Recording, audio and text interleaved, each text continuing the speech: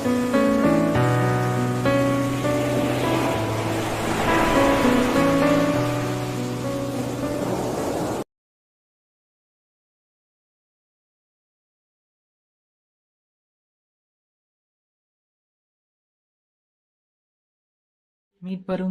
அருமை இரட்சகரும் ஆகிய இயேசு கிறிஸ்துவின் நாமத்தில் உங்களை வாழ்த்தி வரவேற்கிறேன்.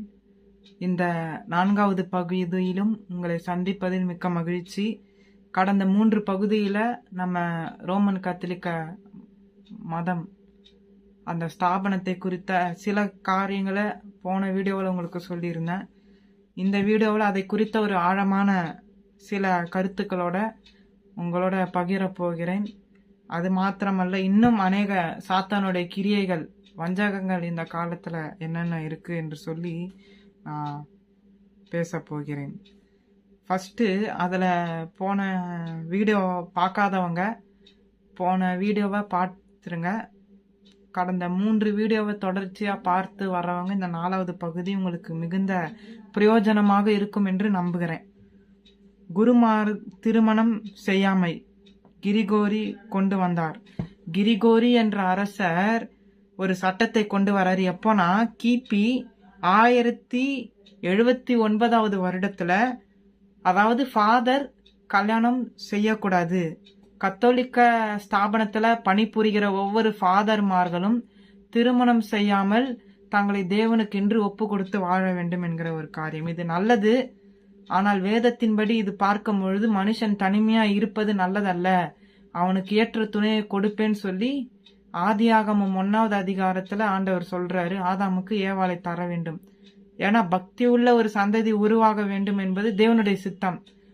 ஆனா பவுல் சொல்லுகிறார், வேதத்துல பவுல் அப்போஸ்தலர் சொல்றாரு, திருமணம் செய்தாலும் செய்யாமல் போனாலும் அது அவரவர்களுடைய விருப்பம். திருமணம் செய்தாலும் பாவம் அல்ல, திருமணம் செய்யாமல் இருந்தாலும் பாவம் அல்ல அப்படின்னு சொல்லியிருக்காரு. ஆனா இந்த காரியத்துல பார்க்கும் பொழுது இந்த கத்தோலிக்க ஸ்தாபனத்துல அநேக பிஷப்மார்கள், அநேக ஃபாதர்ஸ், பெரும்பான்மையானோர் திருமணம் செய்யாம வாழ்ந்திருந்தாலும் மறைமுகமான பாவங்களில் சம்பந்தப்படுகிறார்கள். விபச்சாரம், கற்பழிப்பு போன்ற காரியங்களில் மறைமுகமாக, அதுவும் ஒரு சில இடங்களில் பகிரங்கமாகவும் செய்தியில நம்ம கேள்விப்படுறோம். இப்படிப்பட்ட ஒரு பாதிரியார் இப்படிப்பட்ட ஒரு பெண்ணை விபச்சாரத்தோடு ஈடுபட்டார் என்று சொல்லி செய்தியெல்லாம் நம்ம கேட்கிறோம். அப்போ அப்படிப்பட்ட ஒரு நிலையில போவதை விட திருமணம் செய்யலாம். அதுதான் வேதம் சொல்லுகிறது.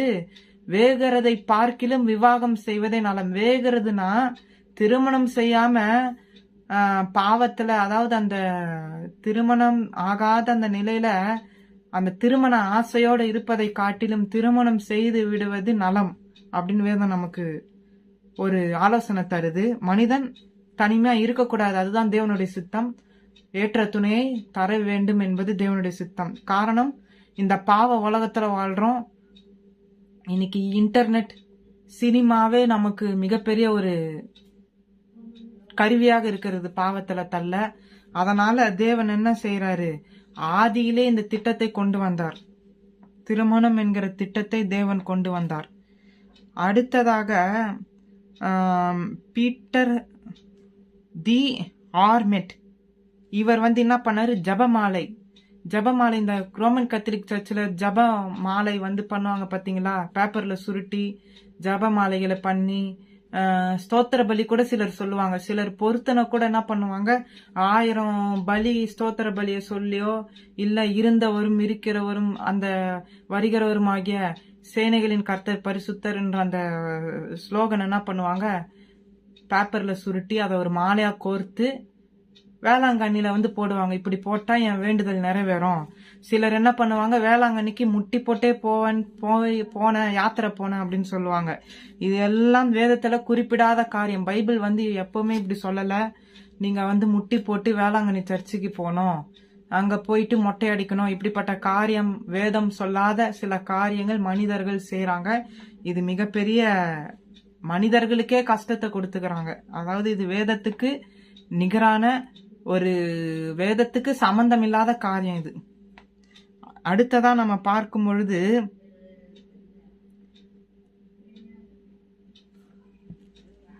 இன்குவிஷன் என்கிற ஒரு சட்டத்தை கொண்டு வராங்க. எப்போன்னு பாத்தீங்கன்னா கிபி 1184 வருஷத்துல பாதிரியார்களுக்கு நியாயம் தீர்க்க அதிகாரம் இருக்கு, ஃபாதர்களுக்கு மற்றவர்களை நியாயம் தீர்க்க அதிகாரம் இருக்கு அப்படின்னு சொல்லி ரோமன் கத்தோலிக் சட்டம் இது சொல்றாங்க. ஆனா வேதத்தின்படி ஒப்பிட்டு பார்த்தால், பைபிளின்படி பார்க்கும்பொழுது மனுஷன் நியாயம் தீர்க்கிறவன் அல்ல. மனுஷன் ஒவ்வொருவரும் குற்றவாளிகள். தேவன் ஒருவரே நியாயாதிபதி, தேவன் ஒருவரே நீதிபதி. அப்போ மனிதர்களாகிய நாம் ஒருத்தரையும் குறை சொல்லவோ நியாயம் தீர்க்க நமக்கு தகுதி இல்லை. ஆனா ரோமன் கத்தோலிக் சபையில ஃபாதர்களுக்கு நியாயம் தீர்க்கிற அதிகாரத்தை கொடுத்திருக்காங்க. இது இப்போ இல்ல, 1184 வருஷத்துல வந்து விட்டது. அப்புறம் பாவ மன்னிப்பு சீட்டு, ஏற்கனவே நான் சொன்ன பாவ மன்னிப்பு சீட்டு எப்போ ஆரம்பிக்கிறாங்கன்னா 1190 வருஷத்துல இன்டல்ஜென்ஸ், ஆங்கிலத்துல இன்டல்ஜென்ஸ் சொல்லிட்டு பாவ மன்னிப்பு சீட்டு.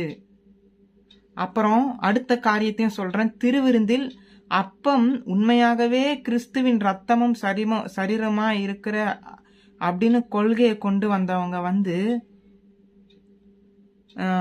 அவருடைய பேர் பார்த்தீங்கன்னா இன்னோசென்ட் 3 என்கிற ஒரு போப் என்ன பண்ணாரு, கிபி 1215 வருடத்துல திருவிருந்து திராட்சை ரசம் உண்மையான சரீரம் ரத்தமாய் மாறுகிறது அப்படின்னு சொல்லி ஒரு கொள்கையை கொண்டு வராரு. ஆனா உண்மையிலே வேதத்தின்படி பார்க்கும் பொழுது இயேசுவே சொல்றாரு, இந்த சரீரமாகிய என் அப்பத்தையும் இந்த திராட்சை ரசமாகிய என் ரத்தத்தையும் பானம் பண்ணுகிறவனுக்கு நித்திய ஜீவன் உண்டுன்னு. இந்த ஒரு காரியத்தை நான் ஏற்றுக்கொள்வேன். ஏன்னா வேதத்துல இயேசு கிறிஸ்து திருவிருந்து கொடுக்கும் பொழுது சொல்லியிருக்காரு, இந்த அப்பத்தை எதுக்கு அடையாளமா வச்சுக்கோங்க, என்னுடைய சரீரத்துக்கு அடையாளமாக இந்த திராட்சை ரசத்தை என்னுடைய ரத்தமாக அடையாளத்துக்கு வைத்துக் கொள்ளுங்கள் அப்படின்னு சொல்லியிருக்காரு. சரி, அடுத்த காரியத்தை பார்ப்போம். குருக்களிடம் பாவ அறிக்கை செய்ய வேண்டும் என்கிற கொள்கையை லெட்ரன் கவுன்சில் இன்னோசென்ட் பாப்பரசர் கொண்டு வந்தார். ஏற்கனவே 3வது இன்னோசென்ட் பாப்பு அவர் என்ன பண்ணாரு, திருவிருந்து சட்டத்தை கொண்டு வந்தாருன்னு குறிப்பிட்டு இருக்காங்க. குருக்களோகிட்ட, அதாவது ஃபாதர் கிட்ட, இந்த ஃபாதர் பணியில இருக்கிறவங்க, இந்த ரோமன் கத்தோலிக் ஃபாதரா இருக்கிறவங்க கிட்ட போய் பாவ மன்னிப்பு, பாவத்தை அறிக்கை, நான் என்னென்னலாம் தப்பு பண்ணணும் அவர்கிட்ட சொல்ல முடியுமா?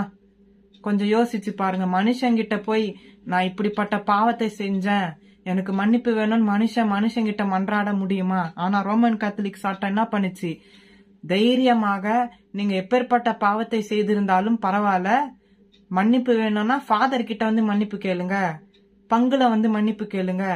இந்த சட்டம் எப்போ வந்ததுன்னா ரோமன் கத்தோலிக்ல கிபி 1215 வருடம், அதே வருடத்துல இந்த சட்டம் கொண்டு வராங்க. பூமியில பாவத்தை மன்னிக்க ஒருவருக்கு தான் அதிகாரம் உண்டு, அவர் இயேசு கிறிஸ்து தான். மீதி எல்லா மனுஷரும் பாவிகள் என்று வேதம் சொல்லுது, பைபிள் சொல்லுது. யாரும் நீதிமான் அல்ல, எல்லாரும் பாவம் செய்து கெட்டு போனவர்கள். ஒருவனும் தன்னை பாவி என்று பாவின்னு சொல்லலனாலே அவன் ஏமாத்துக்காரன் பைபிள் சொல்லுது. எவனாகிலும் எனக்குள்ள பாவம் இல்ல, நான் உத்தம, நான் பரிசுத்தம் என்று சொல்லுகிறவனுக்கு யார பொய்ன்னு சொல்றானா, இயேசு கிறிஸ்துவையும் அவருடைய ரத்தத்தையும் பொய்ன்னு நிரூபிக்கிறான். அப்போ அவர் நமக்காக மரித்தது உண்மைனா, அவர் கல்வாரி சிலுவையில மரித்தது உண்மைனா, இயேசு கிறிஸ்து நம்ம பாவிகள் என்றது 100க்கு 100 உண்மை. அதனால்தான் அவர் வந்தாரே ஒழிய, நாம் பாவிகளா இல்லன்னா அவர் ஏன் மரிக்கணும்? அவசியம் இல்லையே. ரத்தம் ஏன் சிந்தப்படணும்? அப்போ எல்லாரும் பாவிகள் என்கிற ஒரு பட்டியல்ல வந்ததுனால இன்றைக்கு பாவத்தை மன்னிக்க அல்லது மன்னிப்பை பெற்றுக்கொள்ள ரோமன் கத்தோலிக் ஃபாதரை நோக்கி போறாங்க. இது எவ்வளவு பெரிய தப்பு. அவரே சொல்லிட்டாரு, பாவங்களை அறிக்கையிடணும்னா 1 யோவான் 8:9 சொல்லுது, பாவங்களை நாம் அறிக்கையிட்டால் பாவங்களை நமக்கு மன்னித்து, யாரு மன்னிக்கிறா? இயேசு கிறிஸ்து மன்னிக்கிறாரு. எல்லா அநியாயத்தையும் நீக்கி போடுறாரு.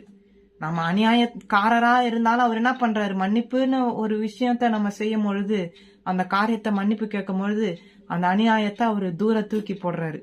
இன்னொரு வசனமும் பைபிள்ல சொல்லப்பட்டிருக்கு, கிழக்குக்கும் மேற்குக்கும் எவ்வளவு தூரமோ அவ்வளவு தூரம் நம்மளுடைய பாவங்களை எல்லாம் தூக்கி போட்டுட்டாராம். கிழக்கு மேற்குன்னு திசைகள். அப்போ நான் கிழக்குலயும் பாவம் என் பெருசு, மேற்கை விட என் பாவம் பெருசு, அதுக்கு அளவே இல்ல. அந்த அவ்வளவு பெரிய பாவத்தையும் அவர் என்ன பண்றாரு, மேற்குக்கும் கிழக்குக்கும் எவ்வளவு தூரமோ, நீ எவ்வளவு பெரிய பாவியா இருந்தாலும் சரி, அந்த பாவத்தை தூக்கி எறிகிறவர் இயேசு கிறிஸ்து. யாரையும் நீ பாவம் பண்ணிட்ட, நீ குற்றம் பண்ணிட்ட அப்படின்றதுக்காக ஒருத்தரை குற்ற மனசாட்சியில தள்ளி விடுகிற தெய்வம் இயேசு கிறிஸ்து அல்ல. மற்ற புஸ்தகங்கள் என்ன சொல்லுது? நீ பாவம் பண்ணிட்டியா, எண்ணெய் கொப்பரையில போய் சாவ என்று சொல்லுகிறார்கள். ஆனா மன்னிப்பு இருக்கு. ஆனா அதே சமயத்துல மன்னிப்பு பெற்றுக்கொண்டு மீண்டும் மீண்டும் பாவம் செய்வது தவறு என்று வேதம் சொல்லுது. ஒரு முறை ஒரு மன்னிப்பு கேட்ட பிறகு நிறைய முறை ஏசப்பா நிறைய பேரை மன்னிச்சிருக்காரு. பைபிள்ல பார்க்கும்பொழுது ஒரு விபச்சாரிய மன்னிச்சிருக்காரு. அதுக்கப்புறம் ஒருத்தன் கண்ணு தெரியாத குருடன், அவரை மன்னிச்சிருக்காரு. ஏன்? பாவத்தினால நோய் வந்ததுன்னு. அப்போ இனி பாவம் செய்யாதே, இந்த தீங்கு வர்ற மாதிரி, இந்த நோய் உனக்கு வர்ற மாதிரி இனி பாவம் செய்யாதே அப்படின்னு எச்சரிக்கிறார். ஏன்னா ஒரு முறை மன்னிப்பு பெற்றுக்கொண்டு நம்ம திரும்ப திரும்ப தவறு செய்யும் பொழுது ஆண்டவர் ஒரு அளவுக்கு தான் அன்புள்ளவர். பைபிள் சொல்லுது தேவன் அன்புள்ளவர், இயேசு கிறிஸ்து அன்புள்ளவர், மன்னிக்கிறவர். அதுக்கும் ஒரு காலகட்டம் வரைக்கும் தான். அதற்கு எல்லை மீறி போனால் அந்த நாளை நாம் பார்க்க முடியாது. வேதம் சொல்லுது அவருடைய கோபமோ ஒரு நிமிஷம், அவருடைய தயவோ நீடிய வாழ்வு. அதற்காக என் ஆண்டவருக்கு ஒரு நிமிஷம் தான் கோபம் வரும், நான் எவ்வளவு வேணாலும் பாவம் பண்ணிக்கிறேன், பாவத்தை செய்யற எல்லா காரியத்தையும் நான் வீட்டுல வச்சிருப்பேன்னா, முதல்ல என்ன சொல்றாரு? உன் கண்ணுல இருக்கிற உத்தரத்தை துடைச்சு போடுன்றார். அப்போ கண்ணுல தான் அதிக பாவங்கள் வருது, செய்கையில அதுக்கு அடுத்ததுதான். முதல்ல நம்ம கண்களால செய்யற பாவத்துக்கு ஏதாவது ஒரு முடிவு கட்டுறோமா? யோசிங்க. இன்றைக்கு சினிமா, நியூஸ் பேப்பர்ல நியூஸ் பேப்பர்ன்ற பேருக்கு தான் நியூஸ் பேப்பர், ஆனா ஃபுல் அண்ட் ஃபுல் சினிமா. எவ்வளவுக்கு எவ்வளவு ஆபாசத்தை போட முடியுமோ அவ்வளவும் போடுறாங்க. இன்டர்நெட்ல ஆபாசம், எல்லாத்திலயும் பாக்குற சுத்திலும் விளம்பரத்திலயும் ஆபாசம். அப்போ இன்றைக்கு ரோமன் கத்தோலிக் சர்ச்சில் டிசிப்ளின்ஷிப்னு சொல்றாங்க. ஆனா ஆவிக்குரிய வேதத்துக்குரிய ஒரு ஒழுக்க முறை இருக்கானா? இல்ல. ஆனா உலக பிரகாரமா மனிதர்கள் ஒழுங்கா இருக்கணும் அப்படின்ற காரியங்களை, நல்ல நல்ல பழக்கங்களை கற்றுத்தருது. உதவி செய்யற விஷயத்துல, நன்மை செய்யற விஷயத்துல ரோமன் கத்தோலிக்க திருச்சபை முதலிடத்துல இருந்தாலும் தேவனுக்கு கீழ்ப்படிய வேண்டிய இடத்துல ரொம்ப கடைசியில இருக்காங்க. ஆகையால் தான் வேதம் சொல்லுது நன்மை செய்வது பிரச்சனை இல்லை, ஆனா நன்மை செய்து தேவனுக்கு ஏற்றபடி அவருடைய கற்பனைகளை கை கொள்ளுகிறவனுக்கு தான் பரலோக வாழ்க்கை.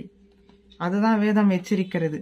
அடுத்ததாக என்னன்னா கவுன்சில் கொண்டு வந்தாங்க, வேதத்தை படிக்க கூடாது. ஏன்னா பைபிள் அந்த காலத்துல கஷ்டப்பட்டு வெளியூர் ஊழியம் செஞ்சவங்க இந்த இந்தியா தேசம் ரட்சிக்கப்படணும், மிஷினரிகள் வந்தாங்க. தோமா வந்த காலகட்டத்திலோட இந்த கிறிஸ்தவம் முடியல. தோமாவுக்கு அப்புறம் நிறைய சீகன் பால், அப்புறம் நிறைய பேர் வந்தாங்க, வேதத்தை மொழிபெயர்த்தாங்க. நம்ம மொழியில, தமிழ் மொழியில எல்லா பாமர மக்களும் படிக்கணும்னு சொல்லிட்டு ஏமி கார்மைக்கல் அம்மா, இப்படிப்பட்ட மிஷினரிகள் வந்ததுனால என்ன ஆச்சு?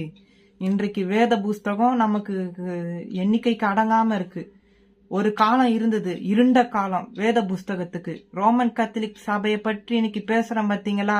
அந்த ரோமன் கத்தோலிக் சபையை ஒரு காலகட்டத்துக்கு முன்ன வேதத்தை வெளியிடக்கூடாது, வேதத்தை எந்த ஒரு பாமர மக்களும் படிக்க கூடாது, ஏழை பணக்கார யாரும் பைபிளை பார்க்க கூடாது, ரோமன் கத்தோலிக் சர்ச்சில் இருக்கிற குருமார்கள் மட்டும்தான் பைபிளை யூஸ் பண்ணணும்னு சொல்லி ஒரு காலத்துல பைபிளை மொழிபெயர்த்தவங்களையும் சாவடிச்சாங்க. அந்த மொழிபெயர்த்து கொடுத்த ஊழியக்காரங்களை மோசமாக கொடூரமாக சாவடிச்சாங்க. அப்போ இந்த வேத புஸ்தகம் மிகுந்த விலையேற பெற்றது. இக்கட்டான காலகட்டத்துல கிடைக்கல. ஆனா இந்த காலகட்டத்துல இருக்கிறவங்க நாம எல்லாரும் பாக்கியவான்கள். இந்த புஸ்தகம் நம்ம கையில இன்னைக்கு தவழ்ந்து கொண்டிருக்கிறது, வேத புஸ்தகம். அப்போ நாம் சிந்திக்கணும், வேதம் இன்னைக்கு இருக்கு ஆனா படிக்க மாட்டோம். ஆனா அந்த காலத்துல வேதத்தை அறியணும்ன்ற ஆவல் அநேகருக்கு இருந்தது. வேத புஸ்தகம் கிடைக்கல, கிழிச்சு எரிஞ்சு போட்டாங்க.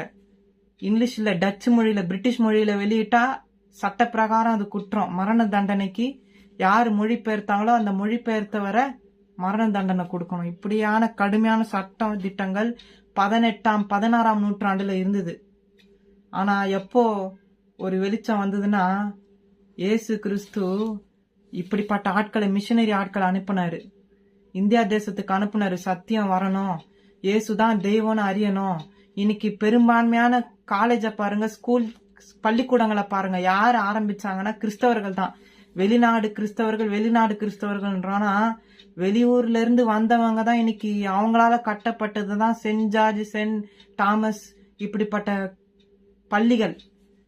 ஒரு காலகட்டத்துல இந்தியா அநாகரிகமா இருந்தது, ஒழுக்கம்னா என்னன்னு தெரியாம இருந்தது. ஆனா வெள்ளைக்காரங்க வந்து நீ ட்ரெஸ் அணியணும், நாகரிகமாக வாழ வேண்டும் என்று சொல்லி கற்றுக் கொடுத்தவர்கள் வெள்ளைக்காரங்க தான். அப்போ அவங்க வணங்கின தெய்வம் தானே இயேசு கிறிஸ்து, வானத்தையும் பூமியும் படைத்தவர். அதனால அவர் வெள்ளைக்காரங்க தெய்வம்னு நான் சொல்ல வரல, அவர் எல்லாருக்கும் தெய்வம் தான். ஆனா அந்த காலத்துல இப்படிதான் சத்தியம் இந்தியா தேசத்திற்குள் வரணும் என்று சொல்லி அதிக பிரயாசத்தோட தங்க உயிரையும் பார்க்காம ஏசப்பாக்காக ஊழியம் செஞ்சு மரிச்சவங்க அநேகர் மிஷினரிகள். ஆனா இன்னைக்கு நம்ம சாதாரணமாக இருக்கிறோம். இந்த ரோமன் கத்தோலிக் சபை எப்போ தடம் மாறுச்சோ அப்பத்துல இருந்து என்ன ஆயிடுச்சு, குழப்பங்கள் வந்தது, சிலை வழிபாடு வந்தது. பாவ மன்னிப்புனா யார நோக்கி ஓடுவாங்க, ஃபாதரை நோக்கி ஓடுற ஒரு காரியம் வந்தது. அதே மாதிரி அந்த சபையில இருக்கிற குரு ஃபாதர் தான் படிக்கணும், பைபிள் வேற யாரும் படிக்க கூடாதுன்ற சட்டம் இருந்தது. ஆனா இப்போ பைபிள் ரோமன் கத்தோலிக் சபையில எல்லாரும் படிக்கிறதுக்கு அனுமதி வந்தோம். இன்னைக்கு என்ன பண்றாங்க, சிலை வழிபாட்டை முக்கியப்படுத்துறாங்க. எங்க பார்த்தாலும் அந்த சிலுவை இருக்கும், சிலுவையில ஏசப்பா அடிக்கப்பட்ட மாதிரி அதுக்கு மாலை போட்டு மெழுகுவற்றி ஏத்தி அந்த சிலுவை முன்னாடி போய் வணங்குறது, மரியாள் சிலை முன்னாடி போய் வணங்குறது. இப்படிப்பட்ட அகோரமான காரியங்கள் இந்த காலகட்டத்திலயும் நடக்குது. வேதம் வந்து சத்தியங்கள் எல்லாம் வெளியரங்கமாய் இன்றும் விடாப்புடியா இந்த ரோமன் கத்தோலிக் ஃபாதர்ஸ் என்ன பண்றாங்க, நாங்க நடத்துறது தான் சத்தியம், எங்க கிட்டதான் உண்மை இருக்கு அப்படின்னு விட்டு கொடுக்காம வாழ்றாங்க. ஆனா மனம் திரும்புங்கன்னு இயேசு கிறிஸ்து ஒவ்வொரு சுவிசேஷகர் மூலியமா, ஊழியக்காரர் மூலியமா பேசிக்கிட்டே வராரு. அதே போல நிறைய இருக்கு, மரித்தவர்களோட பேசுற காரியம், எக்கச்சக்கமான காரியங்கள் இன்றைக்கு நடக்குது.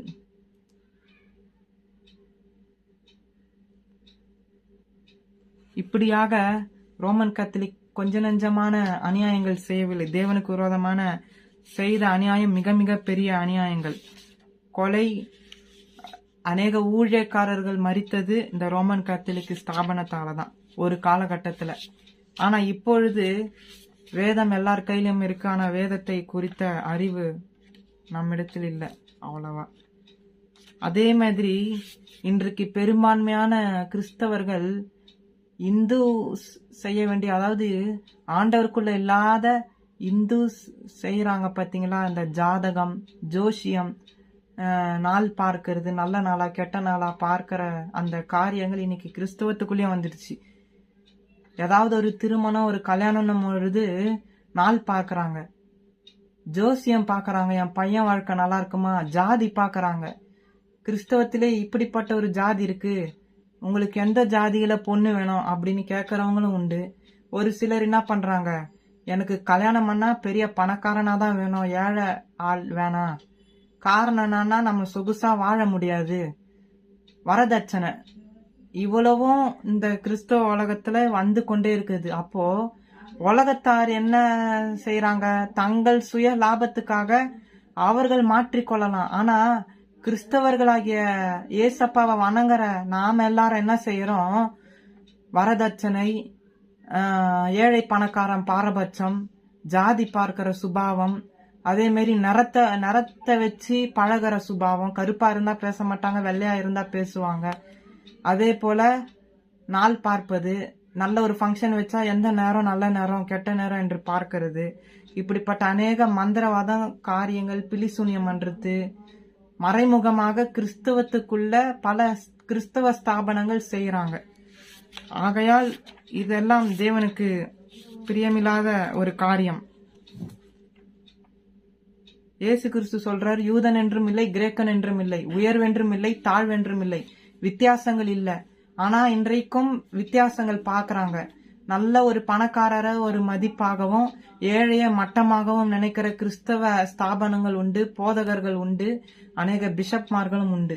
இதுக்கெல்லாம் காரணம் என்னன்னா, இன்றைக்கு அப்படிப்பட்ட ஒரு மனநிலைக்கு போயிட்டாங்க எல்லாரும். நல்லா ட்ரெஸ் பண்ணிக்கிட்டு வந்தாதான் பெரிய ஒரு ஸ்தானத்திலையும், அழுக்கு துணி கந்த துணி இல்ல கொஞ்சம் மிடில் கிளாஸ் நடுத்தர மக்களாக இருந்தாலும் அவங்கள ஒரு விதமா ட்ரீட் பண்ற ஒரு குணங்கள். இப்படிப்பட்ட குணங்கள் கிறிஸ்தவத்தை விட்டு நீங்க வேண்டும். இயேசு கிறிஸ்து எல்லாரையும் நேசிச்சார், அதை போல நேசிக்கணும்.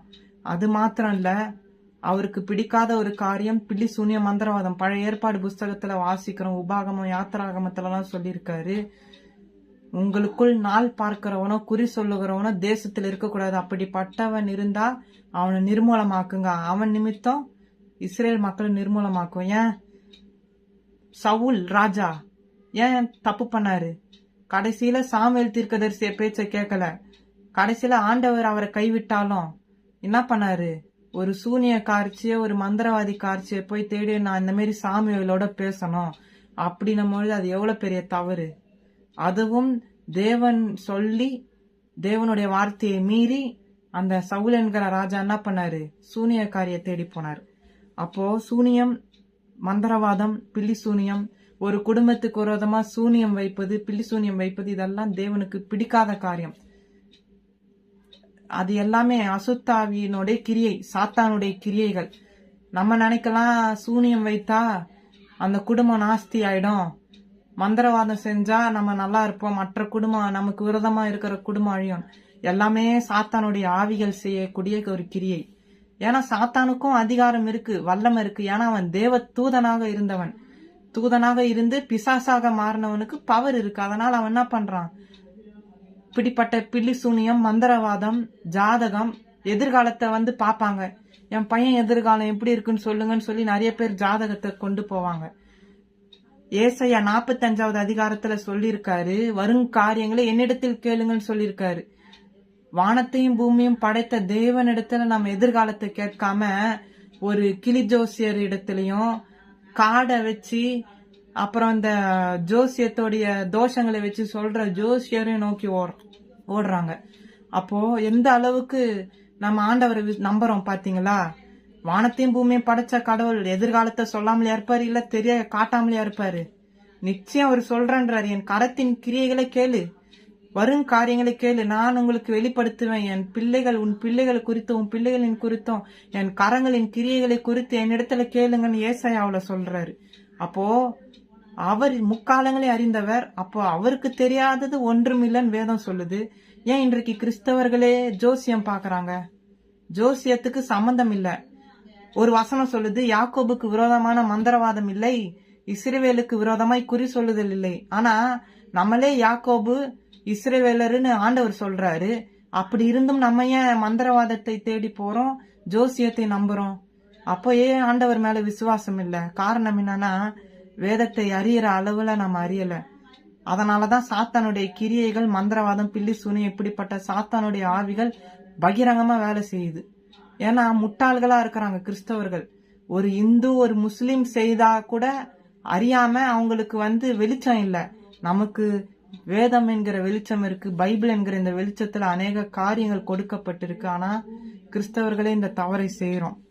தயவு செய்து சொல்லுகிறேன், இந்த தவறிலிருந்து வெளியே வாங்க, மனம் திரும்புங்க. அதே போல ஒவ்வொரு விதத்திலயும் சாத்தானுடைய போராட்டங்கள் இருக்கு. ஜெபிக்க விடாம, வேதம் வாசிக்க விடாம, மற்ற இந்த உலகத்தின் ஆசைகள், இச்சைகள் சிந்தையில கொண்டு வரது, பயங்களை கொண்டு வரது, எல்லாமே அவனுடைய கிரியையில இருக்குது.